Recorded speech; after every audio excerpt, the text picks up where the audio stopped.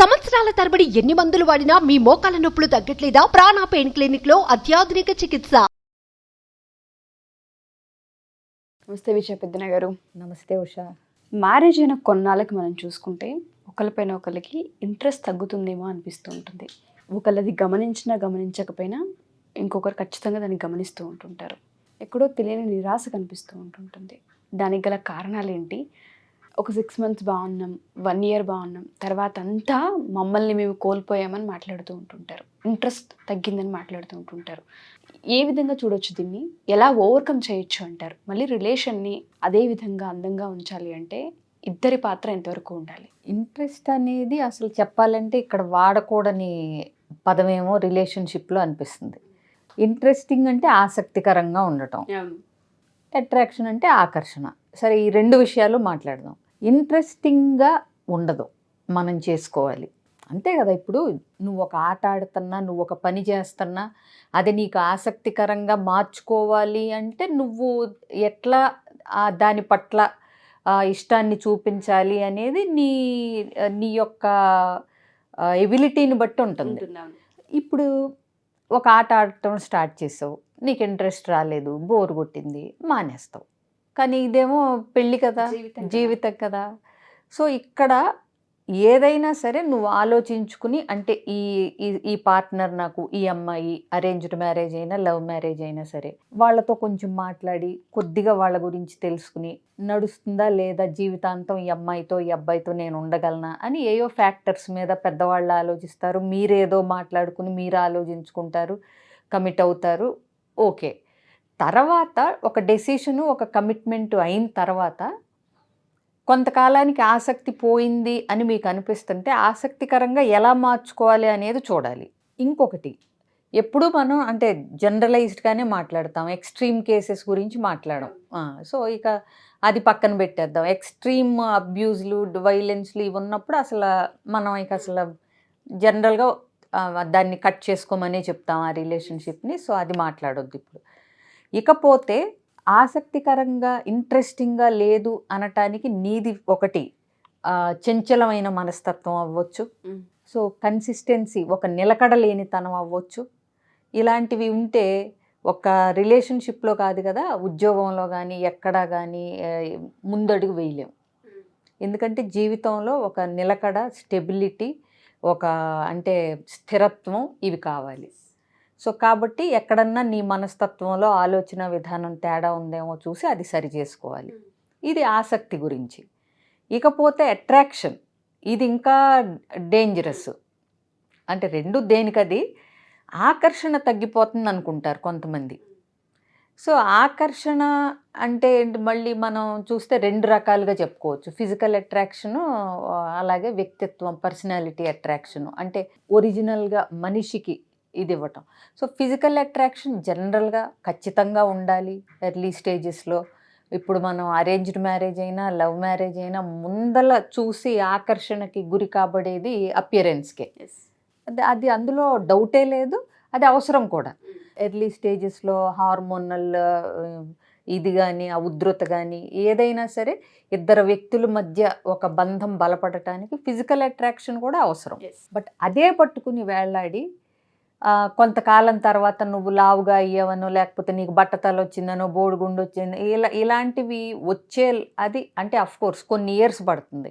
పిల్లలు పుట్టిన తర్వాత లేడీస్కి కొంతకాలానికి మగవారిలో కూడా ఏజ్ పరంగా కామన్గా వస్తుంటాయి.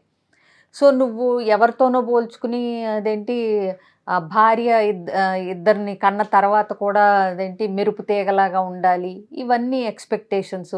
అలాగే భర్త ఎప్పుడు మహేష్ బాబు లాగా ఉండాలి అనుకుంటే అది ఇబ్బంది అవుతుంది. ఇకపోతే రెండోది వ్యక్తిత్వపు ఆకర్షణ.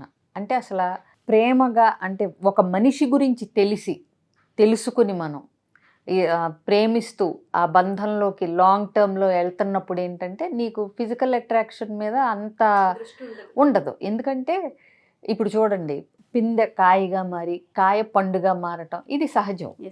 సో పెళ్లి చేసుకునే వయసు అప్పుడు యవ్వన స్థితిలో సో పుల్లగా, కొద్దిగా తీగా, దూరగా అదొక ఫేజ్. బట్ ఎప్పుడు అది అలాగే ఉండాలంటే ఉండదు. అది పరిపక్వత చెందుతూ ఈ ఆకర్షణ కూడా ప్రేమగా ఒక అంటే స్లోగా ఒక మెచ్యూరిటీ లెవెల్కి వస్తూ ఒకళ్ళనొకళ్ళని అర్థం చేసుకుంటూ దీంట్లో గిల్లి కజ్జాలు ఉండొచ్చు, పోట్లాట్లు ఉండొచ్చు, అలకలు ఉండొచ్చు, మళ్ళీ సర్దుబాట్లు ఉండొచ్చు, అలక తీరిన తర్వాత ఇవన్నీ మళ్ళీ ఆనందాలు, ఇవన్నీ సహజం ఈ రిలేషన్షిప్లో. బట్ ఆ మెచ్యూరిటీని అర్థం చేసుకుంటూ ఆ దశల వారీగా ఉన్నప్పుడు ఎప్పుడూ జీవితం ఒకలాగా అంటే ఉండదు. ఫిజికల్ అట్రాక్షన్ వేరు, మానసిక పరిపక్వత వేరు. ఒక రిలేషన్షిప్లో వెళ్ళిన కొద్దీ ఆ లోతులు అవి తెలుసుకుంటున్న కొద్దీ ఆ దగ్గరతనం, ఆ అనుబంధం అంటే అట్రాక్షన్ కాదు, ఎఫెక్షన్ ముఖ్యం, అంతే కదా. సో అట్రాక్షన్ ఎఫెక్షన్ కింద మారుతూ ఉంటుంది. ఆ ఫేజ్ని అట్లా ఎంజాయ్ చేయగలగాలి. సో చివరికి వచ్చేసరికి ఆ దాంపత్యంలో ఉన్న సారం, ఆ పండులో ఉన్న ఆ మధురిమ ఇదే మిగులుతుంది. కానీ ఫిజికల్ అంతే బిగువుగా అంతే పటుత్వంతో ఉండాలి ఎప్పుడు ఒక కాయలాగా అంటే కుదరదు. పండుతుంది, చివరికి పండుటాకులుగా మారటం, రాలిపోవటం సహజం ఇది ఫేజ్లో. బట్ ఇంకొకటి, ఇంట్రెస్ట్ అయినా అట్రాక్షన్ అయినా ఉంచుకోవాలన్నా వదిలేసుకోవాలన్నా అది మన ఆలోచన విధానాన్ని బట్టి ఉంటుంది. సో జీవితంలో దశల వారీగా పరిణితి చెందకపోతే ఆ అట్రాక్షన్ దగ్గరే ఆగిపోతారు మనుషులు. ఎగ్జాక్ట్లీ ఆ సందర్భంలోనే బయట అట్రాక్షన్స్ గురవడం జరుగుతూ ఉంటుంది. ఎగ్జాక్ట్లీ దాన్నే మనం అక్రమ సంబంధం. సో ఇక్కడ ఏంటంటే ఏదో ఎక్స్పెక్ట్ చేయటం. ఇప్పుడు ఏమైంది, అంత ఇన్స్టెంట్ అయిపోయింది, అవునా. సో కొద్దిగా అట్రాక్టివ్గా లేదు భార్య, లేదా నువ్వు ఎక్స్పెక్ట్ చేసినట్టు కబుర్లు చెప్పట్లేదు, ఏదేదో నువ్వు ఊహించేసుకుని ఇన్స్టెంట్గా నువ్వు అదేంటి మ్యాగీ నూడిల్స్ లాగా అదేంటి డివోర్స్లు, రీమ్యారేజెస్ ఇలాంటివన్నీ మొదలు పెడితే ఏమవుతుందంటే ఎమోషనల్ కనెక్షన్ అనేది పోతుంది రిలేషన్షిప్స్లో. ఇంకొకటి, రిలేషన్షిప్ని నిలబెట్టుకోవటానికి అసలు నీ దగ్గర అంత వర్త్ ఉందా, అసలు నువ్వు అవతల వ్యక్తి నీతో కలిసి జీవించటానికి సరిపడా ఎబిలిటీస్ కానీ క్వాలిటీస్ కానీ నీలో ఉన్నాయా అని చెక్ చేసుకోవాలి. ఇప్పుడు అవతల వాళ్ళని వేలెత్తి చూపించే అట్రాక్టివ్గా లేదు, ఇంట్రెస్టింగ్గా లేదు పర్సనాలిటీ అనే లోపల చెక్ చేసుకోండి, మాట్లాడండి. ఆలోచన విధానంలో తప్పుగా ఆలోచిస్తున్నాము అనుకుంటే కనుక కౌన్సిలర్స్ దగ్గరికి వెళ్ళండి. ఇవాళ రేపు ఆలోచన విధానం అంటే మనం ఆలోచించేదంతా రైట్ అనుకుంటాం, అక్కడే వస్తుంది అసలు మెయిన్. అసలు ఎవరికి ఏది ప్రాబ్లం వచ్చినా ఆలోచనలు వచ్చిన ఆలోచన ప్రతిదీ మనం నమ్ముతున్నాం, రైట్ అనుకుంటున్నాం, కరెక్ట్ అనుకుంటున్నాం. బట్ అది కాదు. Don't believe what you think, everything what you think. ఇది గనక ఈ రూల్ పాటిస్తే అసలు మనం కరెక్ట్గా ఆలోచిస్తున్నామా. ఎందుకంటే ఆలోచనలు అనేది మన చాయిస్, బిహేవియర్ అనేది మన చాయిస్. మధ్యలో ఫీలింగ్స్ మాత్రమే మన కంట్రోల్లో ఉండవు. అంటే ఒక ఆలోచన నేను ఎట్లా చేస్తున్నాను, నేను ఇలా ఆలోచించవచ్చా, ఆలోచించకూడదా, ఇలా ఆలోచించకపోతే ఏ రకంగా ఆలోచించాలి, ఇవన్నీ మనం ట్రైన్ అవ్వచ్చు. సో కాబట్టి అట్రాక్షన్ చాలా అవసరం, బట్ అట్రాక్షన్ మాత్రమే అవసరం. ఎఫెక్షన్కి దాన్ని చేంజ్ చేయకుండా ఉంటే కనుక నష్టపోతారు. బిహేవియర్ అనేది మన ఛాన్స్, దాంతోపాటు మన ఆలోచనలు కూడా మన చాయిస్ ప్రకారమే ఉంటుంటుంది. కాబట్టి ఎవరైనా సరే వీటికి ఒక ఛాన్స్ ఇచ్చి వాటిని మార్చుకునే ప్రయత్నం చేయాలి అనుకున్న విజయపెద్ద గారు ఒక ఎగ్జాంపుల్ కూడా చెప్పారు మనకి. ఫస్ట్ ఒక చిన్న పిందె, దాని తర్వాత కాయ, దాని తర్వాత పండు, దాని తర్వాత రాలిపోవడం. మనిషి జీవితం కూడా ఆ విధంగానే ఉంటూ ఉంటుంది. దీన్ని కనుక అర్థం చేసుకుని రిలేషన్షిప్ని కనుక హ్యాపీగా ముందుకు తీసుకెళ్ళగలిగితే ఒక అట్రాక్షనే కాదు, మానసిక స్థితి ఒకటి ఉంటూ ఉంటుంది. దాన్ని అర్థం చేసుకున్న ప్రతిసారి కూడా రిలేషన్షిప్ ఇంకా బాగుంటుంది అనేది మనకు క్లారిటీ వస్తుంటుంది.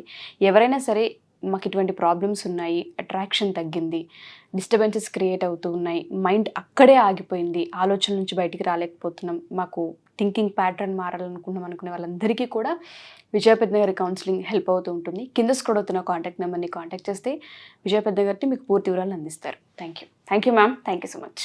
సుమన్ టీవీలో మీ పర్సనల్ అండ్ బిజినెస్ ప్రమోషన్స్ కోసం కింది నెంబర్కి కాంటాక్ట్ చేయండి.